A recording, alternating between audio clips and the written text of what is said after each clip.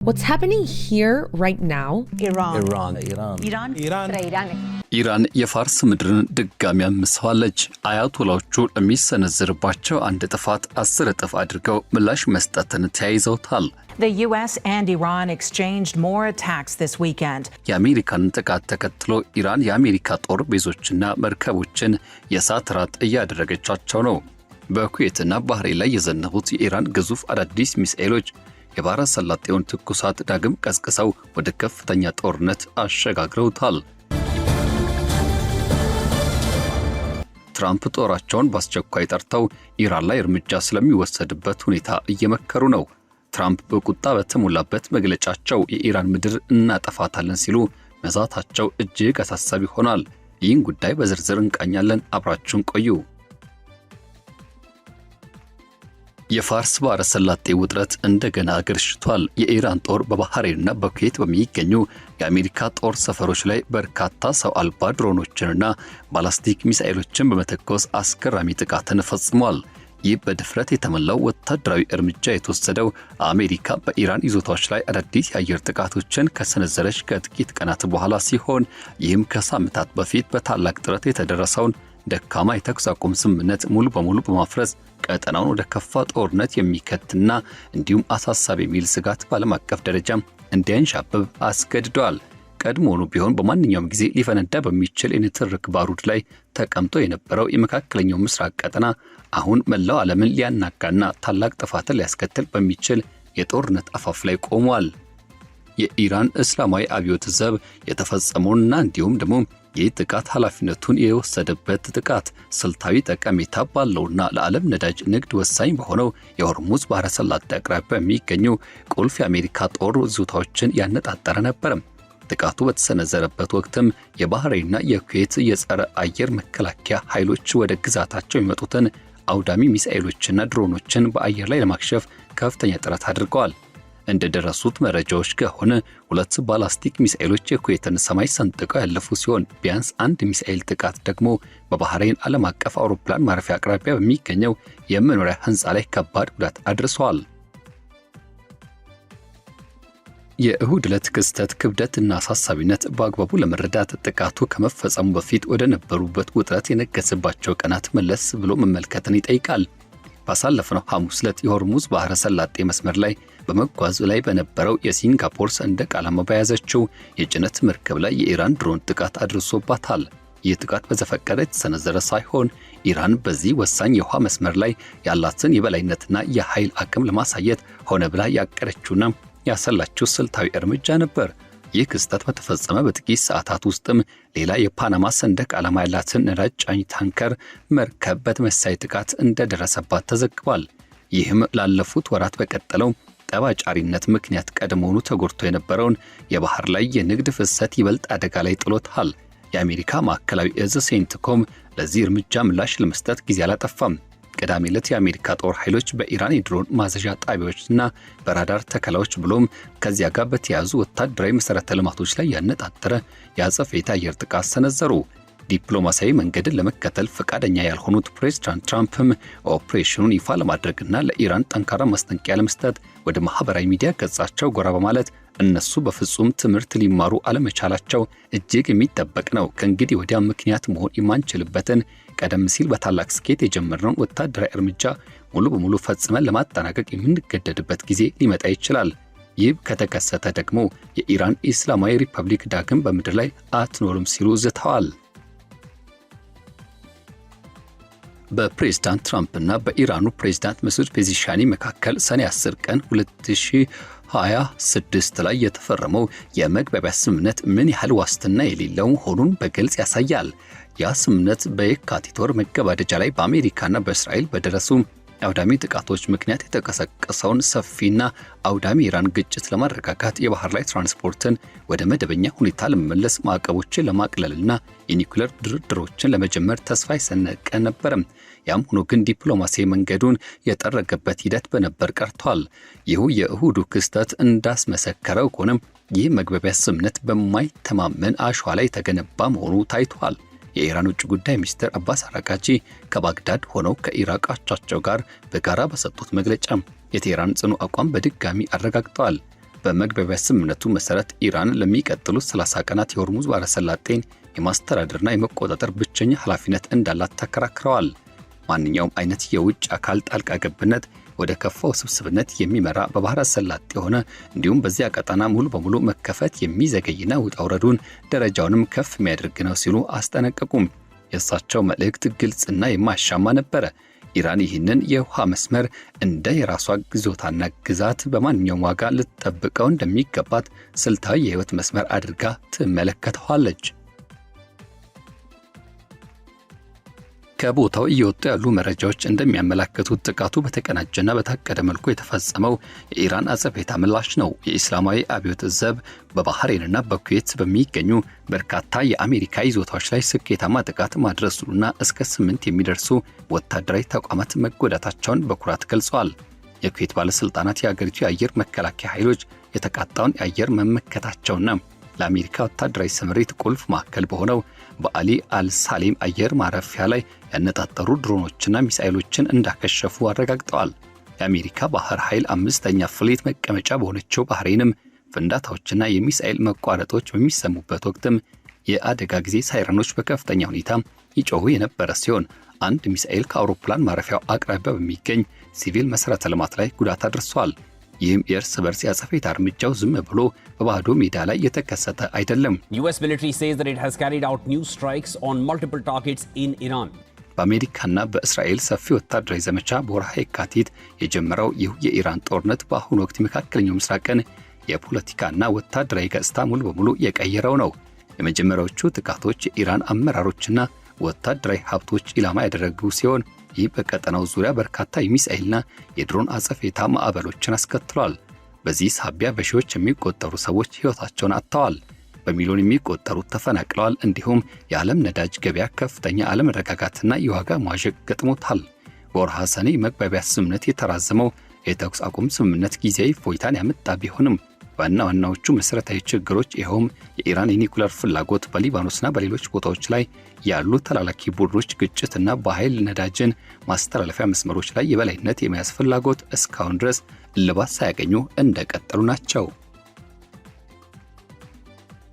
ሁኔታውን በቅርበት እየተከታተሉ ያሉ ወታደራዊ ባለሙያዎች የኢራን ጥቃት ውስብስብነትና የቴክኖሎጂ ብስለትን ልብ ብለውታል። የተቀናጁ የባላስቲክ ሚሳኤሎችና የድሮን ጥቃቶች አብዛኛዎቹ በአሜሪካ የተደገፉትን የባህረ ሰላጤው ሀገራት የአየር መከላከያ አቅም እጅግ የሚፈትኑ ናቸው። ምንም እንኳን ሚሳኤሎቹን በአየር ላይ ማክሸፍ ትላልቅ አደጋዎችን ቢከላከልም ኢራን በአሜሪካ ወዳጅ በሆኑ ሀገራት ውስጥ የሚገኙ የጦር ሰፈሮችን በቀጥታ መምታት መቻሏ በቀጠናው ደህንነት መዋቅር ላይ ያለውን ደካማ ጎንና ክፍተት ፍንትው አድርጎ ያሳያል። ስማቸው እንዳይጠቀስ የፈለጉት አንድ የፔንታገን ምንጭ ለጋዜጠኞች በሰጡት መግለጫ ይህ በባህረ ሰላጤው አካባቢ ላለው የአሜሪካ ወታደራዊ መገኘት በቀጥታ የቀረበ ታላቅ ፈተናና ትንኮሳ ነው ብለውታል። የዚህ ግጭት አንድምታውና ቀውሱ ከጦር ሜዳው እጅግ በጣም የራቀና የሰፋ ነው። በኢራንና በኦማን መካከል የሚገኙትን የ32 ያክል ኪሎ ሜትር ብቻ ስፋት ያለው ጠባብ የውሃ መስመር የሆርሙዝ ባህረ ሰላጤ በመላው ዓለም በባህር ከሚጓጓዘው አጠቃላይ የነዳጅ ንግድ ውስጥም 20 ከመቶ እስከ 25 በመቶ የሚደርሰው የሚስተናገድበት ትልቅ የዓለም ኢነርጂ መስመር ነው። በዚህ ስልታዊ ቦታ ላይ የሚፈጠር ማንኛውም አይነት መስተጓጎል በዓለም አቀፍ ነዳጅና የኃይል ገበያ ላይ ፈጣንና ከፍተኛ ድንጋጤን ይፈጥራል። ባሳለፍነው ሐሙስ ዕለት በንግድ መርከቦች ላይ የተፈጸሙትን እነዚህኑ ጥቃቶች ተከትሎ ነዳጅ ጫኝ መርከቦች የኢንሹራንስ ዋጋቸው በከፍተኛ ሁኔታ ንሯል። ይህም ደግሞ ለጭነቶች ተጨማሪ ቀናትና በሚሊዮኖች የሚቆጠሩ ተጨማሪ ወጪን የሚጠይቅ ሆኗል። የእሁዱ ጥቃት ይህን ዓለም አቀፋዊ ስጋትና ሁኔታ መደናገጥን ይበልጥ እንዲባባስ አድርጎታል።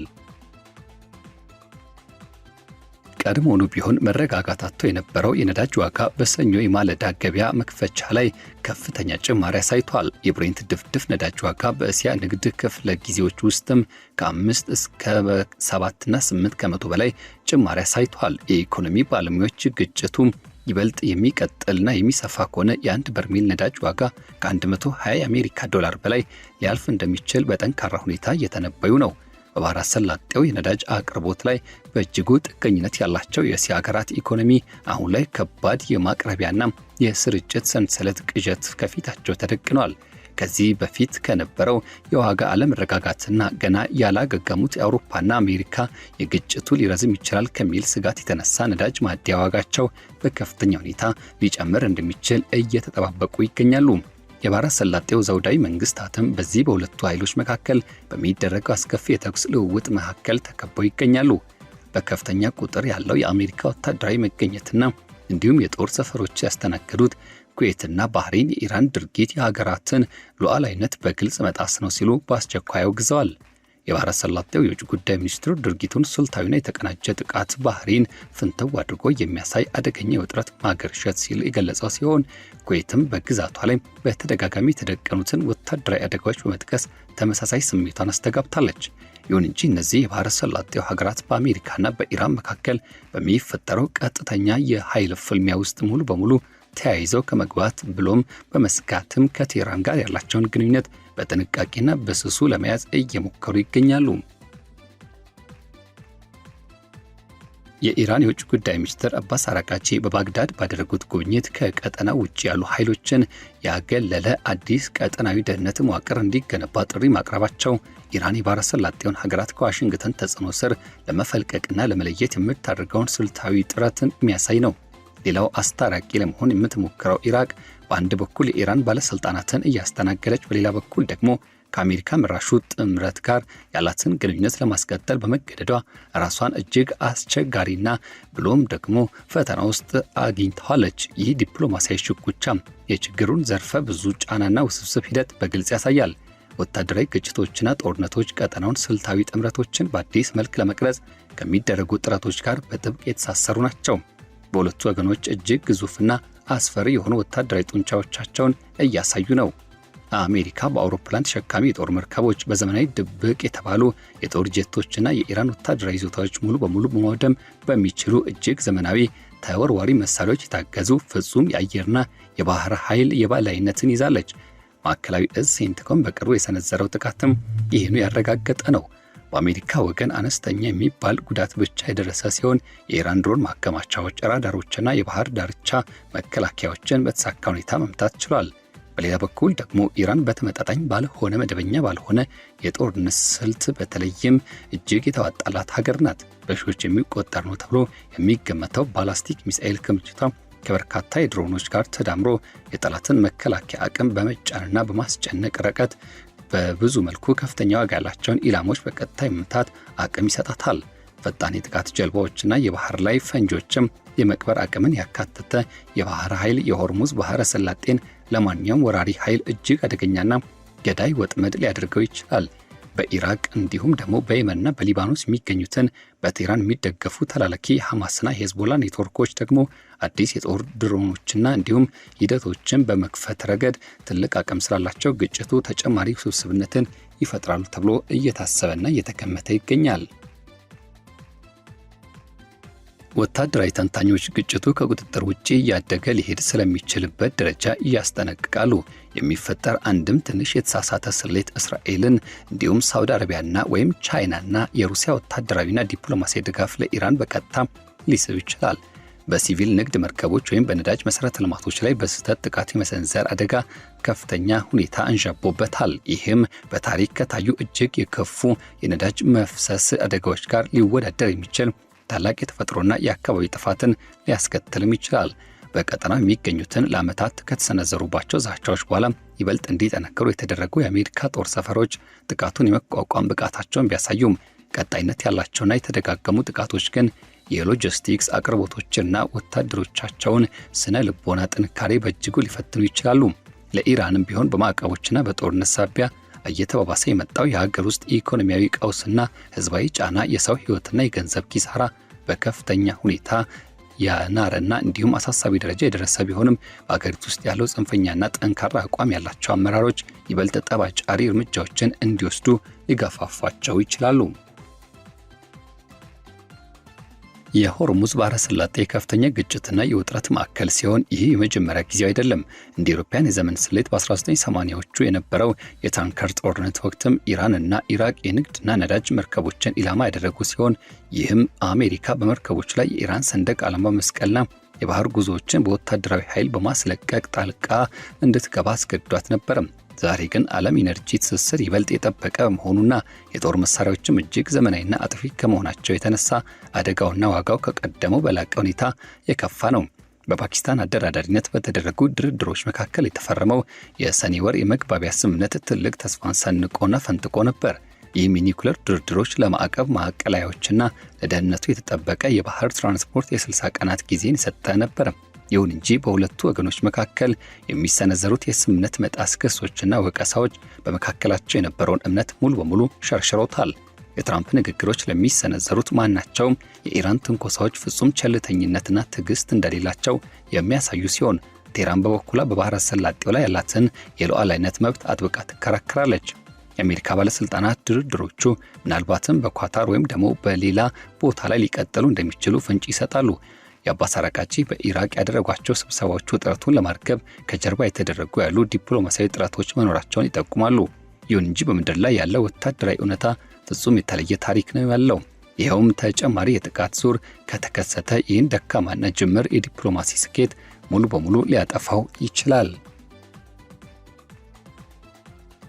አሜሪካ ጦሯ አሁንም ቢሆን በከፍተኛ የንቃት ደረጃ ላይ የሚገኝ ሲሆን ተጨማሪ ወታደራዊ ሀብቶችና መሳሪያዎችንም ወደ ቀጠናው በማጓጓዝ ላይ ሊሆኑ ይችላሉ።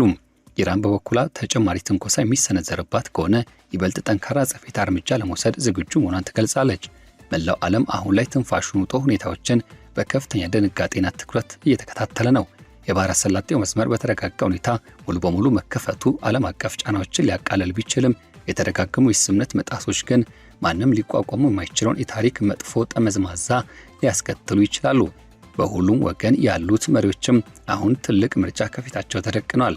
በጠንካራ ጥንቃቄ በተሞላበት ዲፕሎማሲያዊ ውጥረት ማርገብ፣ ካልሆነ ግን የ21ኛው ክፍለ ዘመን የኤነርጂ ገጽታ ሙሉ በሙሉ ሊቀይርና የመካከለኛው ምስራቅን የድንበር ካርታዎች በአዲስ መልክ ሊያናጋ የሚችል ከባድ የጦርነት አደጋን መጋፈጥ። ይህ አገርሽቶ የታየው አዲሱ ጥቃትና ውከት አደጋው ምን ያህል የከፋ መሆኑን በግልጽ የሚያሳይ ማስታወሻ ነው። በፋርስ ባህረ ሰላጤ ከፍተኛ የጂኦፖለቲካዊ የቁማር ሂደት ውስጥም አንድ የድሮን ጥቃት ወይም ደግሞ የአንድ ሚሳኤል መተኮስ የታሪክን ሂደት ሙሉ በሙሉ ሊቀይር ይችላል። የሚቀጥሉት ጥቂት ቀናት በሁለቱ ወገኖች መካከል ያሉ መሪዎች በበሰለ አእምሮ ሰላምን እንደሚመርጡ ወይም ደግሞ የጦርነት ነበልባልን በቅርቡ የተገነባውን ደካማ ሰላም ሙሉ በሙሉ አቃጥሎ እንደሚያጠፋው የሚወሰንበት ወሳኝ ጊዜ መሆኑ አይቀሬ ነው።